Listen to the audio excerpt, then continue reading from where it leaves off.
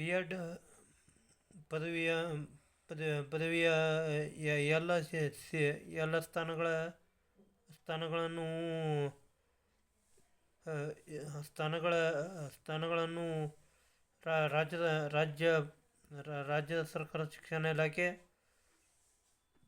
ಶಿಕ್ಷಣ ಇಲಾಖೆ ಹೊರ ಅಲಾಟ್ ನಿಯೋಜಿಸಿದೆ. ಆದ್ದರಿಂದ ಪ್ರಶಿಕ್ಷಣಾರ್ಥಿಗಳು ಯಾವ ರೀತಿಯ ಅಧ್ಯಯನ ಮಾಡಬಹುದೆಂಬುದನ್ನು ನಾವು ಈ ದಿನ ನೋಡೋಣ. ಮೊದಲು ಪ್ರಶಿಕ್ಷಣಾರ್ಥಿಗಳು ಎಲ್ಲ ವಿಷಯಗಳನ್ನು ಕುರಿತು ಸಮನಾಗಿ ಅಧ್ಯಯನ ಮಾಡಬೇಕು ಮತ್ತು ಯಾವ ಪ್ರಶಿಕ್ಷಣಾರ್ಥಿಗಳಿಗೆ ಮುಂದೆ ಸರ್ಕಾರಿ ನೌಕರಿ ಬೇಕು ಅನ್ನೋರಿಗೆ ಅವರು ಶೈಕ್ಷಣಿಕ ಮನೋವಿಜ್ಞಾನವನ್ನು ಹೆಚ್ಚಾಗಿ ಅಧ್ಯಯನ ಮಾಡಿ ಆ ಮೂಲಕ ಮತ್ತು ಮೆಂಟಲ್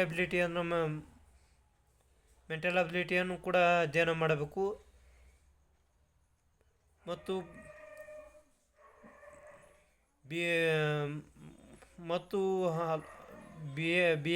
ಬಿ ಎಸ್ ಸಿ ಬಿ.ಕಾಮ್ ಎಲ್ಲ ರೀತಿಯ ಸಬ್ಜೆಕ್ಟ್ಗಳನ್ನು ಕೂಡ ತಿಳಿದುಕೊಂಡಿದ್ದರೆ ಮುಂದೆ ಬಿ ಎಡ್ ಮುಗಿಸಿ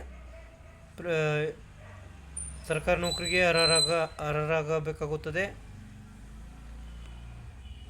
ಅರ್ಹರಾಗುತ್ತೇವೆ. ಈ ರೀತಿಯಾಗಿ ಮಾಡಿದರೆ ಬಿ ಎಡನ್ನು ಸರಿಯಾಗಿ ಕಲಿಯಬಹುದು.